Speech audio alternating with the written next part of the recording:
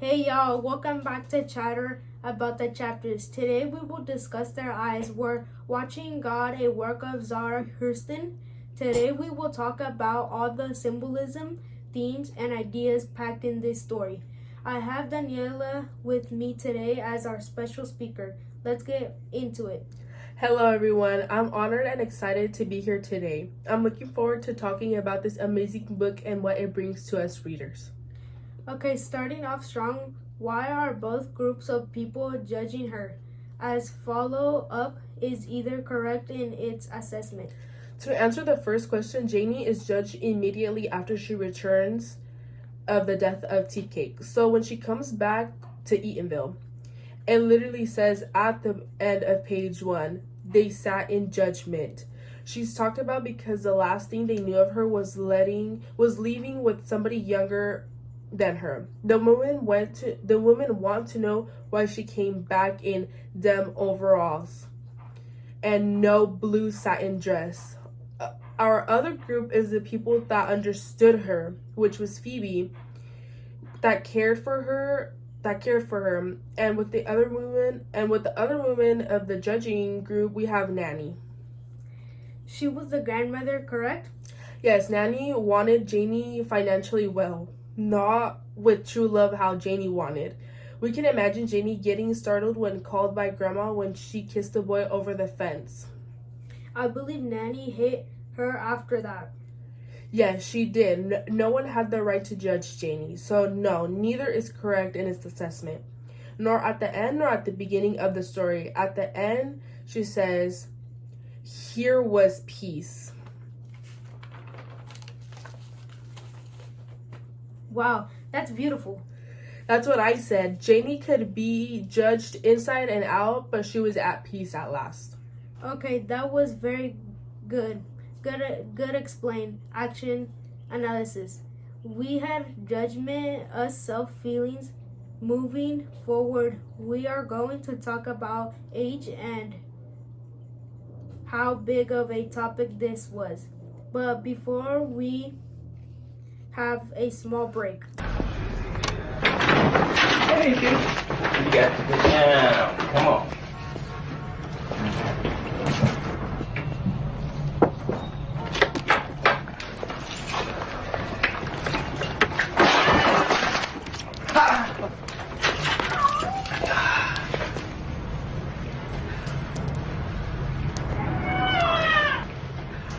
Janie went through 3 marriages. They weren't easy, but what attracts her to each guy at the beginning? Why does she leave? What does she learn from all 3? Janie didn't like Logan at all, so nothing made her attracted to him. They were only together because of Nanny. We see this in the movie where she cries and she first sees him. I think it was pretty funny because she didn't like him at all. I can imagine the upsetting feeling. Moving on to Joe, he stood out to Janie because he was a man that had money and was charming. He talked her ear off with sweet honey. That's why Janie left while she was arguing with Logan because she knew that Logan had nothing to offer her. Janie turned from the door without answering. She left because the change was bound to her, as she says. So even if Joe wasn't the person for her, she needed the change. And at the end, she learns that getting pushed aside is a terrible feeling. She no longer had a voice. No, not at all. Once he dies, her widowhood was a great challenge, as she states on page 90. People were judging and criticizing her, which is the reason she leaves. The death opened new doors for her. Yes, I mean a whole new life. TEWWG was everything she had ever seen before. Young and rebellious with charisma, but more than anything, he included her in things. Taught her how to shoot a gun and play checkers, he says at the start of the chapter 11. Which one do you want? He never left her out of anything. He allowed her to get her hands dirty. Okay, and what does Miss Jenny learn from TEWWG, even though he dies? The death of Tea Cake brought her the fact that in the end she lived the life of true love, something she always dreamed of. I mean, she buries him in a new guitar to bury him before he died. She saw a change and knew he was gone. She knew they would have laughed if he was fine, but it wasn't the case. Well, this is a lot of unpacking. 3 husbands, she kills him for necessity things. Got crazy, so crazy he takes a break. Stay tuned, we will be back with a more. Everything about the game has changed. Except for the most important thing. What you have inside. It is what drives the game. Now we are back with more chatter about the chapters. Let's get into imagery and tone. How is this used at the end of the story connect with other moments in the book? Towards the end, we are presented with mood by all the exclamation points used. Jamie does what she does to secure herself and her lover. A comparison we can make is the horizon. We start and end with that reference. At the beginning, it's the horizon never out of sight, and at the end, she pulled in her horizon like a great fish net. What does that mean? It means that Janie finally pulled her voice, search of love, pain, and joy all together, and because they're all tied with her. I like that competition. What's another connection? We can say nature and the world, the beauty it has to offer. How is that? At the start, we have a ship sailing, and at the end, we have pine trees lighting at the top. Our imagery is the horizon, and that the world has to offer us of its beauty. What about tone? At the end, she isn't bitter because what they had was real. She is calm and collected, isn't crying hysterically, but going over the events.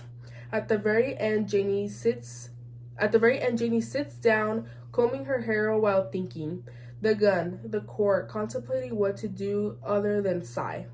While early in the book, we have the complete scared and hesitant before she had to shoot Tea Cake. She was devastated with what she had to do. A minute before, she was just a scared human being fighting for its life. Now she was her sacrificing self. So there's a contrast how Janie was scared to calm and reflective at the very end. As follow up, do you think Jarvis' story ends in Trump's despair or a mix of both? I think Janie is in despair for the most part because she had to kill the love of her life. You think she had no choice? She didn't. After the trial, she was free. The judge smiled while the sun went down. But Janie could have won after all because she lived a true fairy tale. She didn't see him as dead because the memories were love against the wall. You use that much this year? Haven't had much need of it yet. Horizon in American. What's something we talked about that you would like to add? I would like to talk about the parallels of the start and end. Okay, and why is that? At the beginning, Janie comes back mysterious and quiet, while at the end, we know why.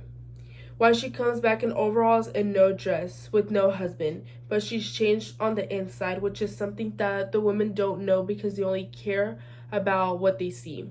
She is now wise and strong. She is no longer naive or weak. Janie came back with her own rules. Janie knows her worth. Exactly. As Janie tells the story, she finds her voice to keep it. Janie tells us they got to go to God and find out about living. Janie is now experienced with life. So what ties everything together? The parallels don't tell us the story is about death, but self-realization and freedom at the end. And with that, we take a break. You gotta recognize your weakness, and you gotta change that weakness into power. We are coming to our end here. So what would you like to talk about regarding anything? I would like to touch on the topic of age. That's something controversial that's talked about quite a lot. Janie never cared about her age. It was the people. They always had something to say. Logan was older and TK was younger. One woman told Phoebe, "She's past 40, way too old for a boy like TK. Her age is a journey. Each man was a different chapter for her. At the end, Janie is mature. All men brought aspects between her partners, so they were all different. Age also affects how one thinks and how personal fulfillment changes you as you grow and get older. Being able to feel happy for yourself isn't easy to achieve. You have to connect yourself deeper with something else." Yeah, totally, I agree. This age topic reminds me of the moment Janie was jealous. At the start of chapter 15, Janie learned what it felt like to be jealous. She was never too old to feel like this. Her age didn't determine her feelings.